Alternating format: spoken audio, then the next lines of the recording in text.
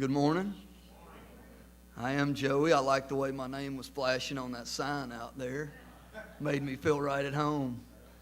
I do feel at home out here. I get the opportunity to speak different places around the state and the country, but when I come back out to this area, this is my home. I was born and raised here. I did see Jennifer here. Kept my dogs alive when we tried to kill them a few times, and Chuck knows how good I am with a shotgun, so we're not going to talk about that very much. But I did grow up in Middle Tennessee. I'm grateful to be here this morning. The Lord has worked to bring me to a new awareness every day of how powerful He is to work and to exercise His plan and kingdom purpose in our lives if we will commit to Him. I will tell you a little story this morning about a guy that did grow up here. Some of the things that came along with that upbringing through the social rhythms that I was taught to walk and to live out. Some of the things that God has been revealing to me over the last 7 years about His plans and purposes and about the fullness that He mentions in the Scripture. The abundant life, as some translations put it. You know, that was the question that sent me down this rabbit hole. Because at 32 years old, if you'd asked me to describe my faith, abundant or full was not a word I would have used. Because it wasn't abundant and it wasn't full.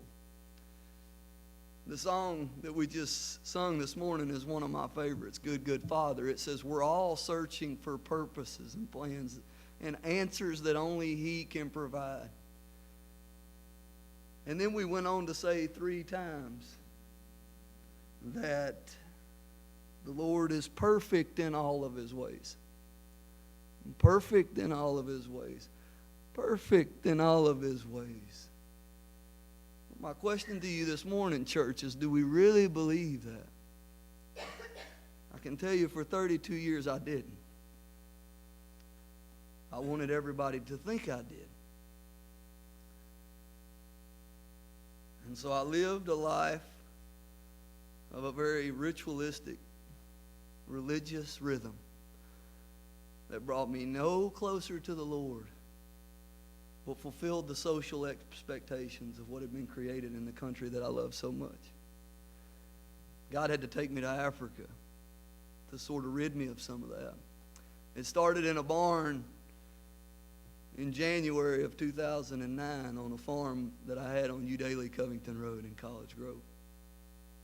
I went into that barn at 3:30 on a Friday afternoon after running a payroll for a company that I'd built over the last 10 years. I had everything that Courtney, my wife, and I had ever dreamt that we would ever need. But inside of me there was a gnawing emptiness. Something that told me that there should be more to what God had planned for me. I went to, and still do go to, Brentwood Baptist Church. It's a fairly large church in the area. And I'd pull up every Sunday and I would look out the window this way and there would be 60 Suburbans that looked like mine. And I would look out the window this way and there would be 60 Suburbans that looked like mine. And somehow I felt like I was trapped. I was trapped in a never-ending rhythm that brought me the same result year after year. And then it dawned on me. You got to do something different. You're going to be stuck on this hamster wheel for the rest of your life unless you do something different. I went in at Friday, as I said, at 3:30. I didn't go in to stay this long, but I didn't come out until Sunday morning. My wife and I had 3 children at the time. We had built the house and the fence and the dogs. But she knew I was miserable. I was miserable with life and miserable with the life that we had created. There was nothing wrong. I think that was the biggest thing that I had to come to terms with, and that the devil leveraged against me, is that life was actually pretty perfect. No unpaid bills, and I could pretty much do what I wanted to do. And as far as my wife was concerned, you know, she should be grateful, huh? She married somebody that put her in a place where she could live and raise a family. But I knew in the depths of my soul that there was something amiss. And so I went into that barn crying out for God to show up if He was real. I literally said to Him, I took a can of snuff and my Bible. And I went into that barn and I began to lay on those hay bales and cry out to a God that I didn't know was there. And I kept saying to Him, if you're here and you're of any value to me short of being a fire insurance plan when I die, then I need you to come into this barn. If you're not, I'm totally good going back out of here and doing my thing. But you must know that I came to the barn and I'm going to leave, have made a decision on which direction to go. God left me there. It's cold in January, and it was really cold that weekend. He wanted me to freeze my can off for a bit. I had a wood stove in there, and I remember the temperature only got up to like the mid-50s. I didn't hear from God until Saturday night, and there was a presence in the barn that changed. It really did change. Not like a Stephen King sort of hand on the wall, but the atmosphere of my soul and my heart changed. I knew something was different. I knew that something had to be different, and that when I had asked, it was almost like He said, no, you want to hear from me. I'll show up. What He began to reveal to me changed my whole life from that point to today speaking to you. The revelation is you're asking a lot of questions that can be answered with one word. And that word is surrender. You must get off the throne of your life and you must put me on it if you want me to exercise the plans that I have for you and your family. Oh, I didn't want to hear that. No, I didn't want to hear that. But I knew the line had been drawn in the sand for me. I had a decision to make, and when I left the barn on Sunday, I went to Courtney and I grabbed her and I pulled her close and I said, I don't know what happened down there in that barn. I'm not going to promise to be a better man or to be home next weekend or to drink less beers. What I am going to tell you is that life's going to be different for us as a family. And I don't know what that means. The water is murkier than it was when I went in, but one thing is very, very clear. I can't lead our family where God wants us to go. He must lead us. So I got off of what I call the throne of my life and made a conscious decision to put Him on it. We began the adoption process shortly after for Bristol. Bristol is our Ethiopian daughter that's now 8. July the 4th of 2010, we picked her up in Addis Ababa, Ethiopia, and brought her home. And I had already begun dismantling everything that I knew to be real and true in the rhythms of life we had created, including stepping away from my business and turning stock over to the employees and giving away most of the stuff that we had accumulated. 2 months after we picked up Bristol, we began to really, really sense this passion for leaving and going back to Africa. So on October the 22nd of 2010, with 17 crates of clothes, my wife and I left to go and move to Africa. You talk about scary. I mean, 4 kids in tow, having purposefully dismantled everything that I thought would validate and make me somebody in the social circles that I ran in. Coming to the place where I had nothing to give and being moved to the very tip of the continent of Africa to a city called Cape Town. When we got there, God provided me with an opportunity to meet a Zimbabwean man who was in a greenhouse tomatoes. I didn't know anything about farming and still know very little. But we began to look at the food insecurity in the townships of Cape Town and how food would give us a conduit for sharing the good news and the hope of the gospel with people.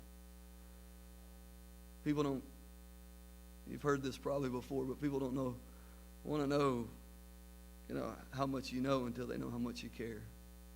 And food is the most disarming thing I've ever seen on the planet. It'll disarm people and give you the capacity and the relational conduit to begin to tell them about Jesus. We began to dream and think about the way that we could leverage that to train and develop chronically unemployed people. The unemployment rate was about 60% in the township across the road from my house. 45,000 people on about 100 acres. It was absolute squalor. Living 9-by-9 shacks, one right after another after another. But we began to see that God could use this food to create a training platform and a job placement conduit for local retailers in Cape Town that would sell those tomatoes. And through that, maybe God willing, and with His touch, we could create a space for the Afrikaans white people of that continent and that country to engage economically with those who were from the townships, who were generally seen as domestic workers and yard people. But when they began to grow vegetables, we began to work with many people to create a platform to job place them in area companies. 15 months. 4.5 years went by like this. And then I began to feel God's touch on my life again. No, it's time for you to go. Cape Town's an amazing place to raise a family, by the way. One of the scariest things for my wife and I was when I went to her and said, I think we're supposed to leave this now. She said, no, not go home. I don't want to go home. I said, I don't want to go home either. Not because we don't love home, but because we knew when we came back home, the rhythms of life would be so easy to fall back into. We didn't want to come back because we doubted whether or not our faith would be strong enough to continue to serve as the overarching umbrella over our home, growing our kids in the faith, leading them selflessly, which is hard to do as a man who'd been brought up here. We returned, began to sense the winds of change blowing, and in April of 2015, we returned back to the U.S. with 5 kids. We took 4. We had one while we were down there. Baylor Page is tying up the end of 5 children, and she was born in Cape Town. We brought them back here, and the scariest thing about it for me was that I didn't know what we were going to do for a living. I'd turned down some jobs with some churches. But we began to discuss with Alan, who's my friend who is here with me today, what it might look like to take what we had learned in Africa to create a social conduit to bring people together. A faith-based organization that could grow food and use food to create relationships. Life-on-life relationships that gave people a hand up, not a hand out. Something that could really change not only them but us and continue the work that the Lord had done in our lives.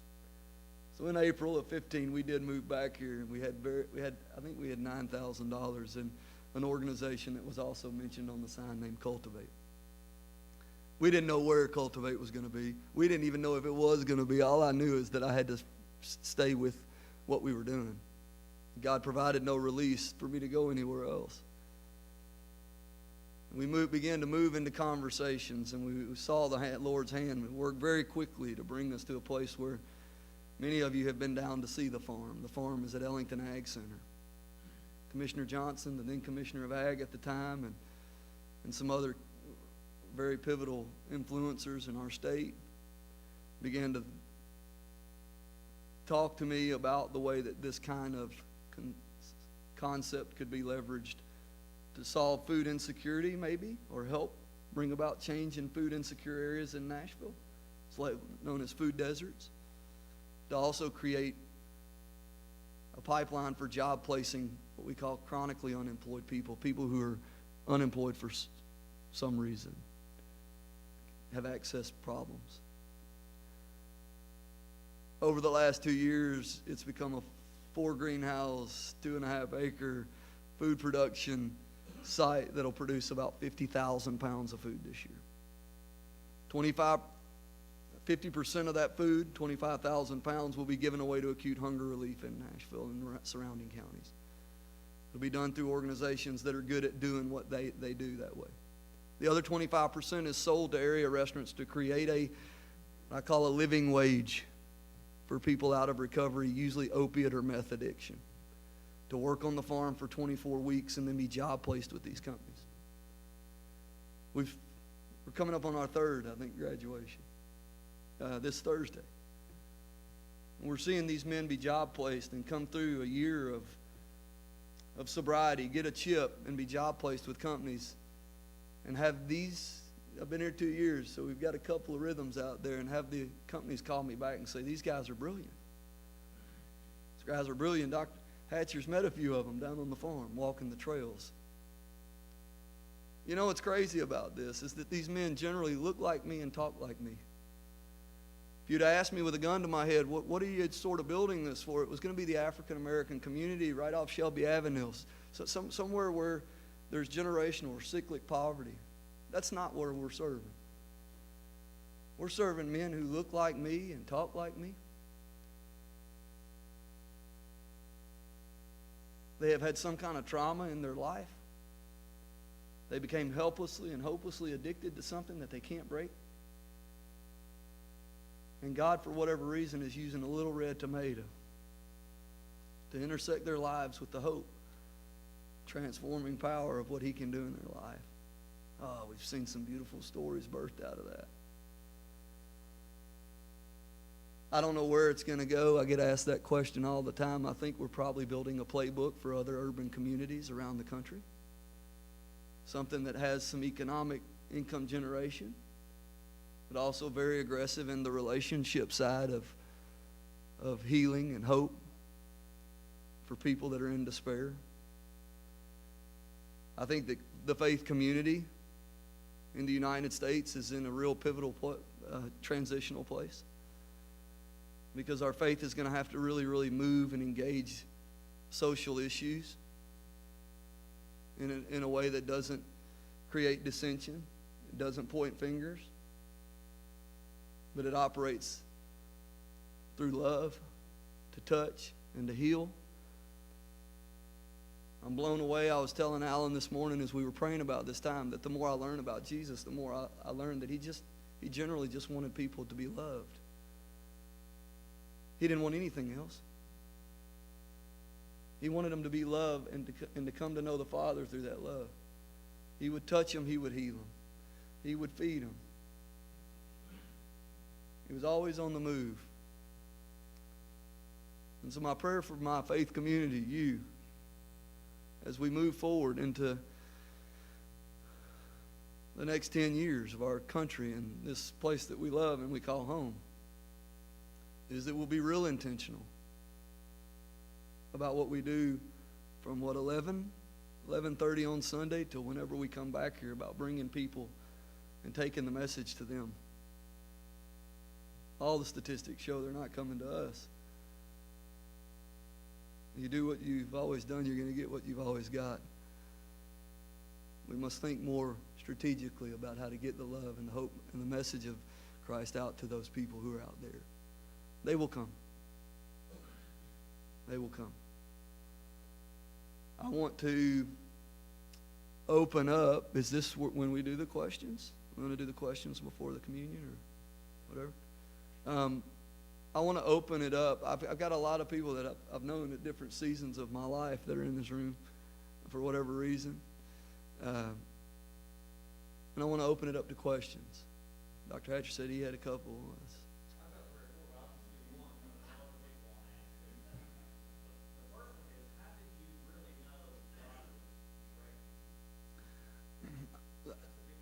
Yeah, it is a huge question, but I get to ask it quite often.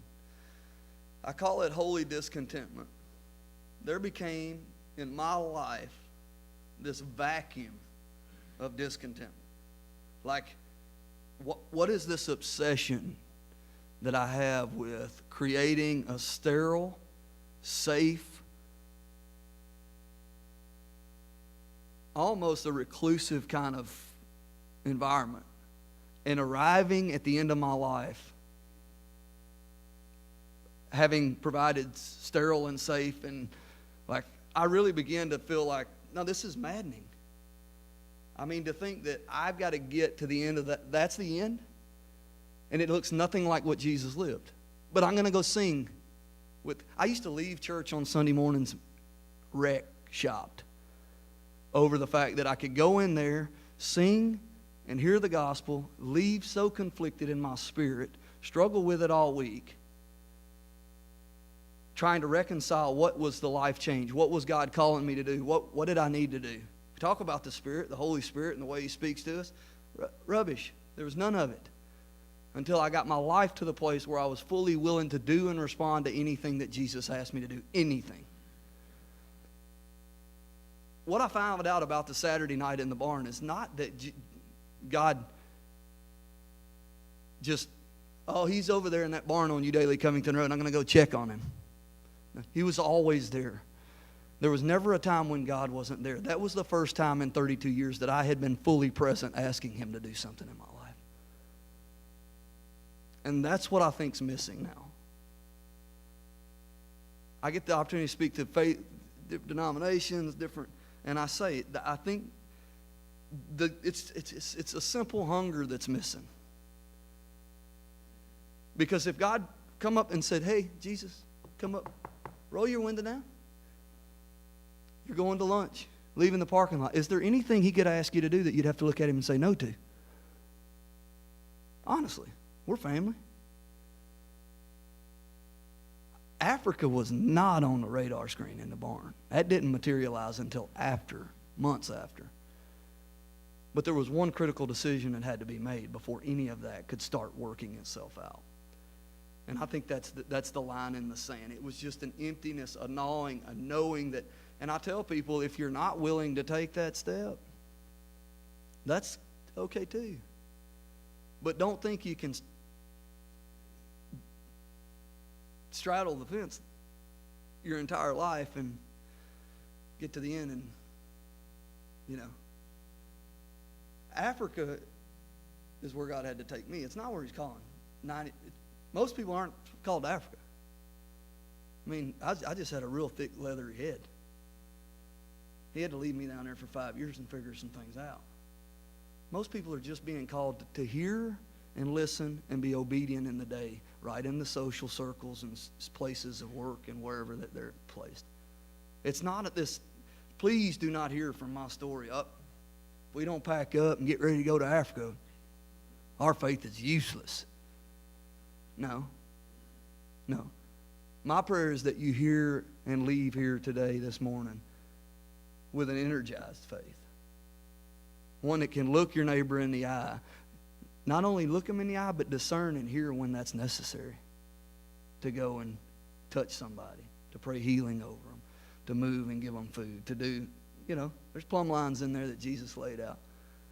Matthew 25 lists quite a few of them. So we must just get back to moving more intentionally that way. So I hope that was a long answer to your question, but yeah.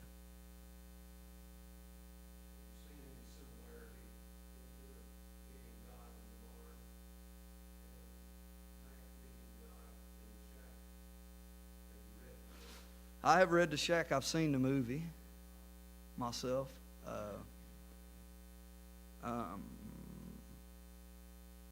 Yeah.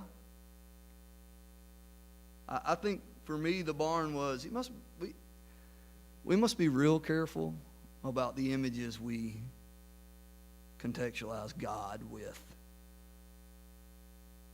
He's a good father, but He's a big father. And for us to sit here and think that anything that I can conjure up here and fathom about Him doesn't touch Him.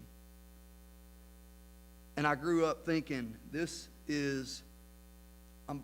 tell people I'm a recovering Baptist. Because what I've seen with my eyes, experienced with my life in Africa, walking alongside African believers, totally turned my card upside down.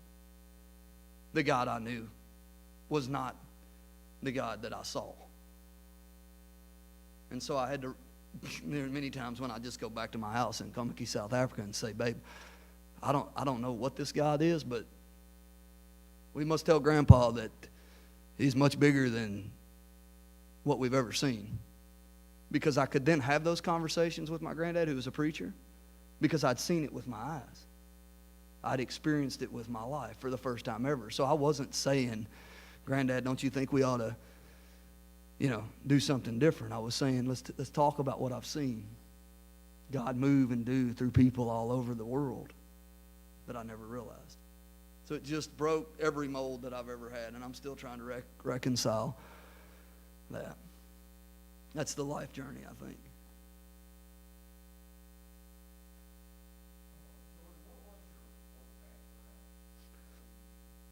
I was in healthcare. Had a hospital equipment company and respiratory pharmacy business.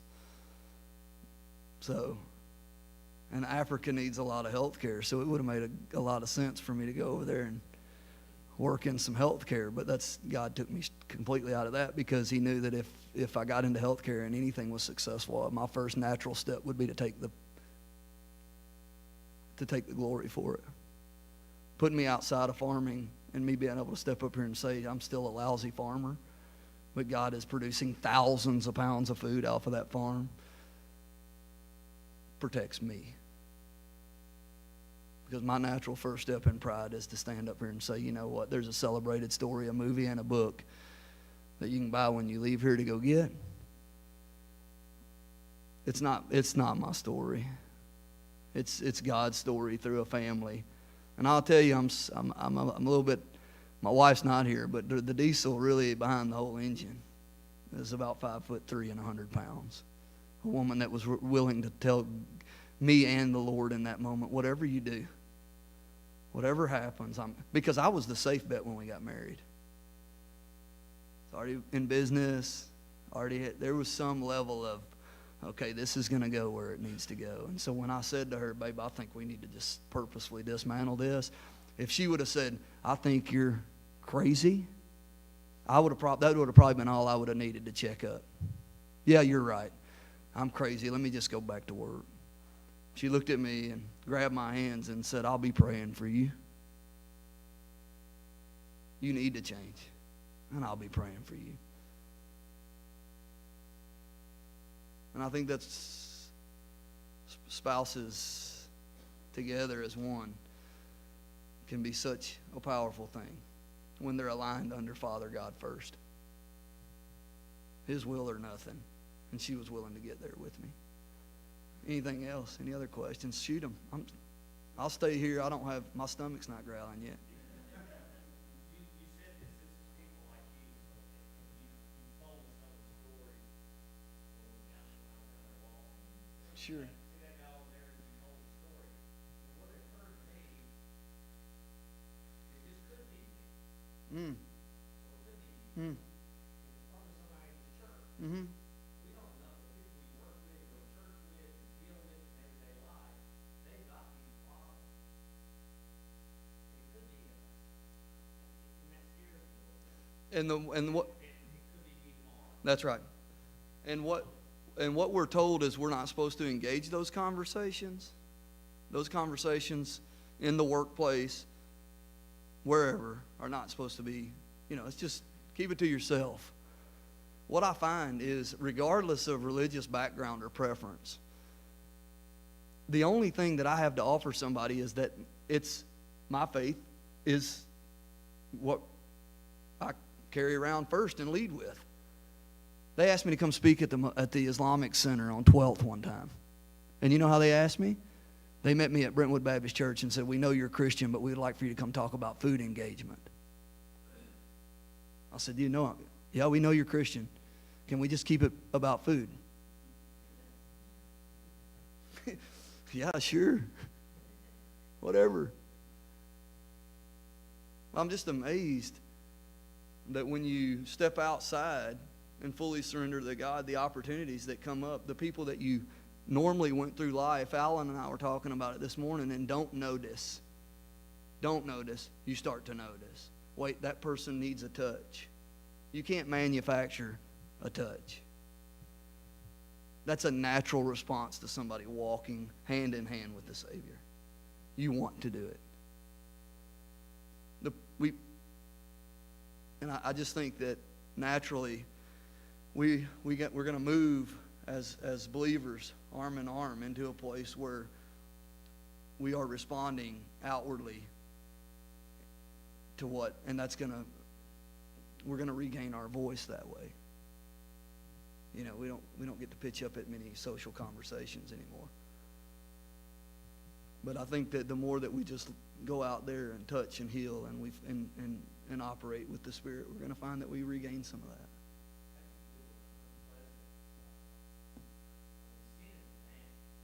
Sin is awful.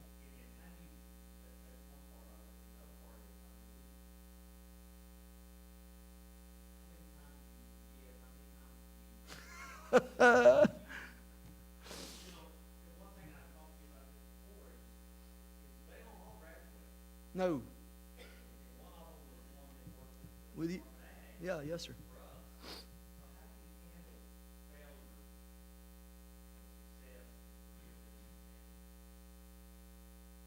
It's funny you ask. Sure.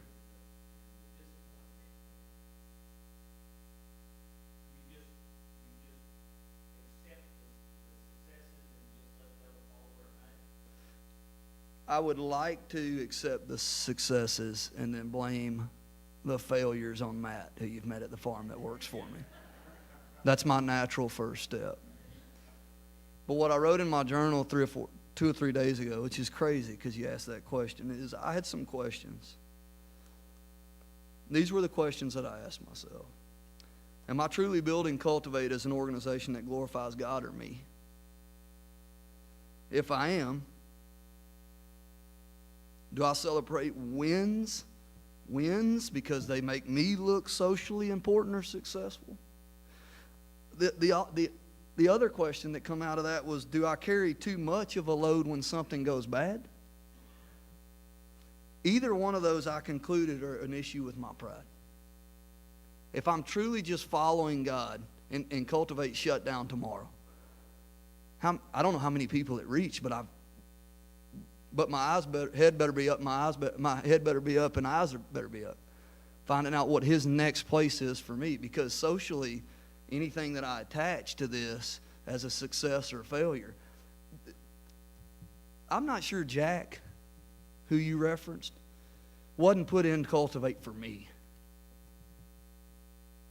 He may always be an addict, but I'll tell you, 6 months of loving that man changed me. It hurt. I'd get calls in the middle of the night. I'd pick him up from the Airway Motel, high on cocaine, and it hurt. But at the end of the day, in conversations with my wife, I'd come back to, you know what? Anytime I get there, it's not about me. If the best thing about walking this journey over 7-8 years with the Lord is that everything that I touch and everything that I do, I didn't go to Africa to rescue Africa. I went to Africa in hindsight because I needed to be rescued.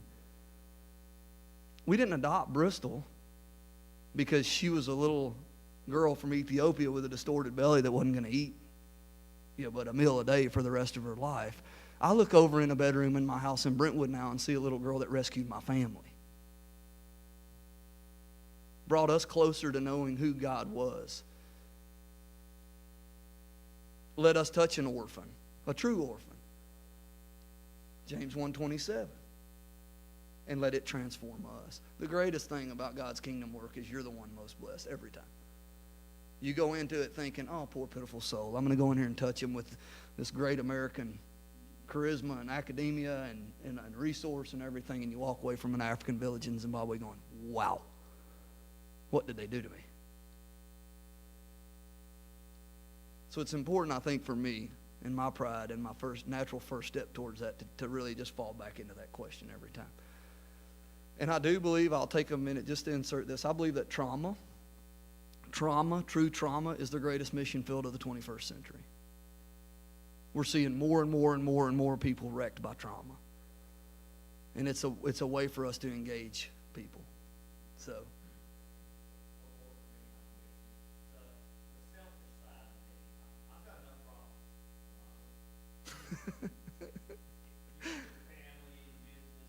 Sure.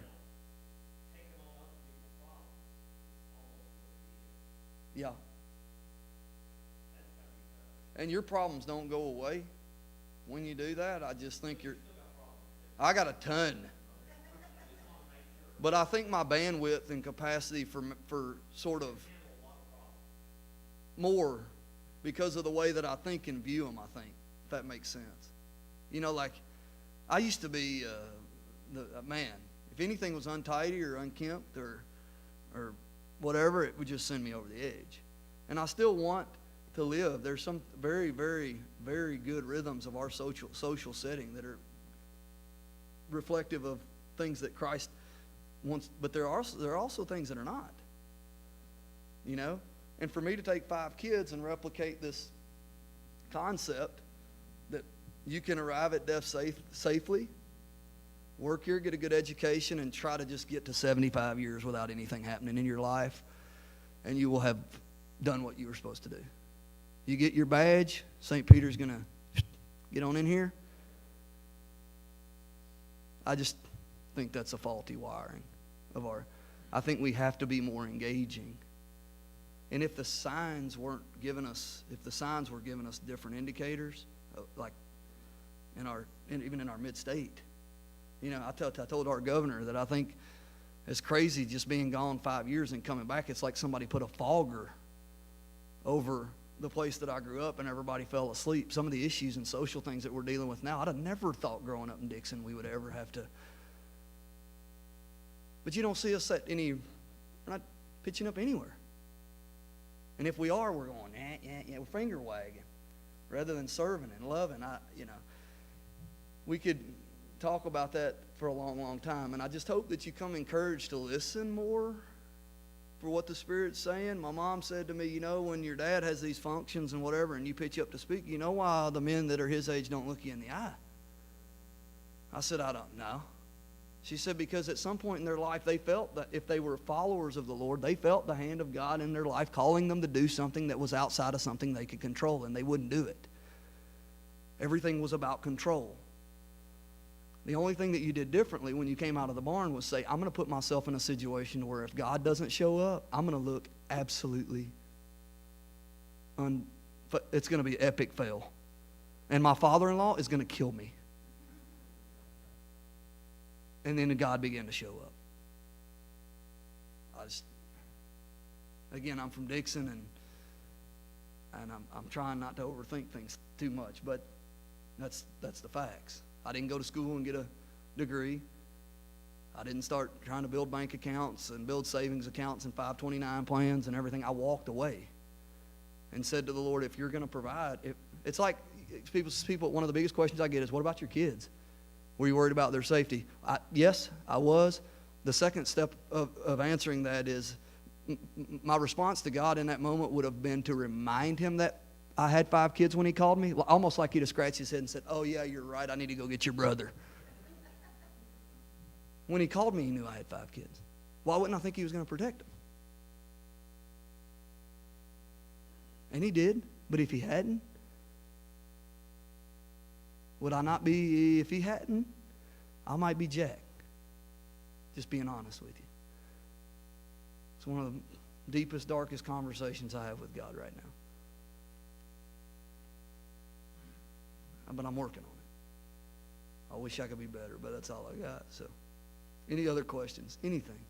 Yes, sir.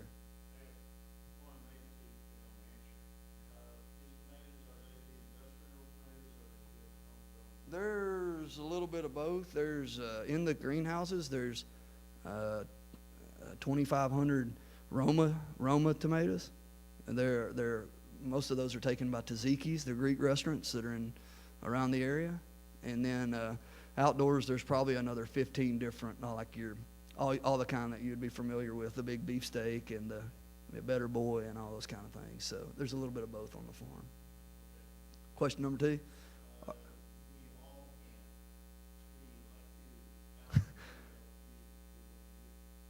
Prayer.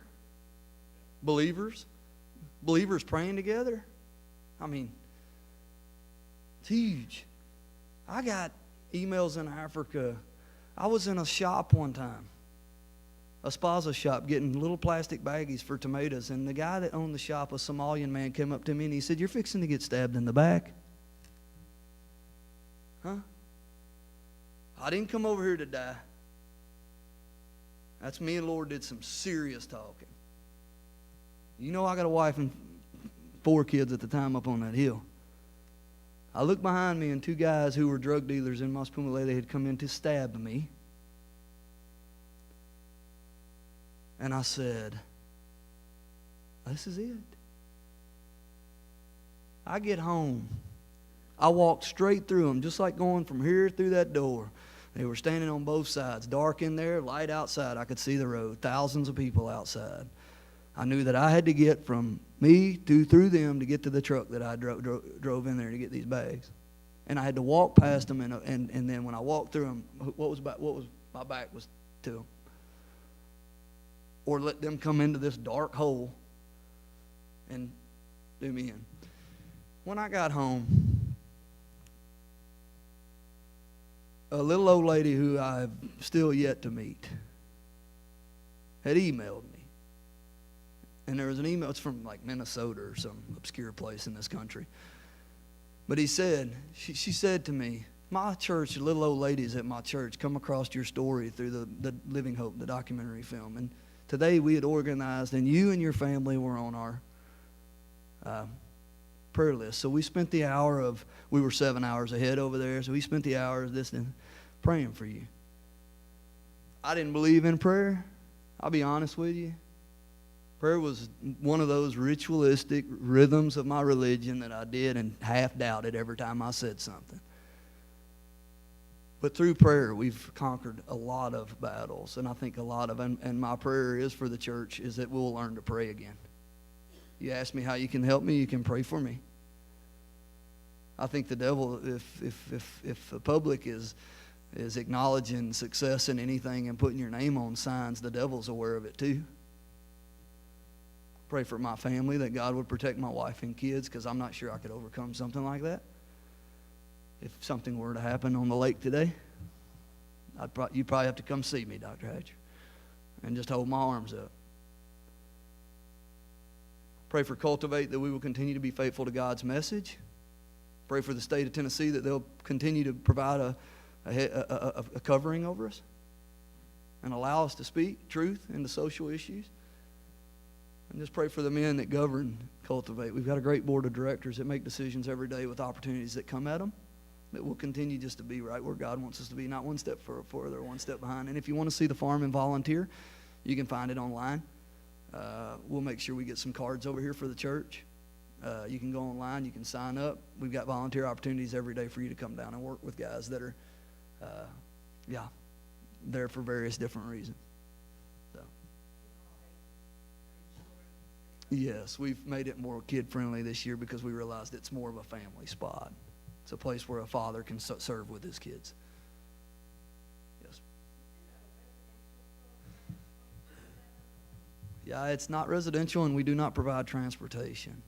There's two things about that Africa taught me about engaging that sort of piece of our population is they got to put some skin in the game to get there, and they've got to find a place to sort of make their bed, lay their head at night. So some of the guys literally stay out on the street.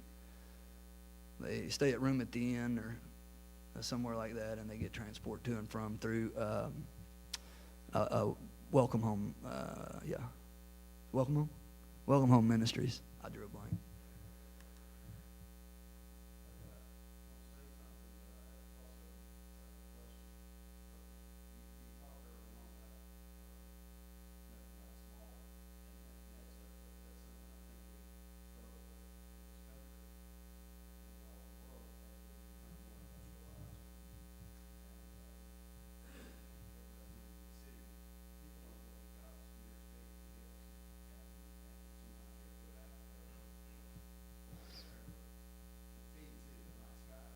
Right.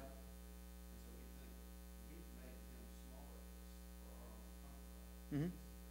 Mm-hmm.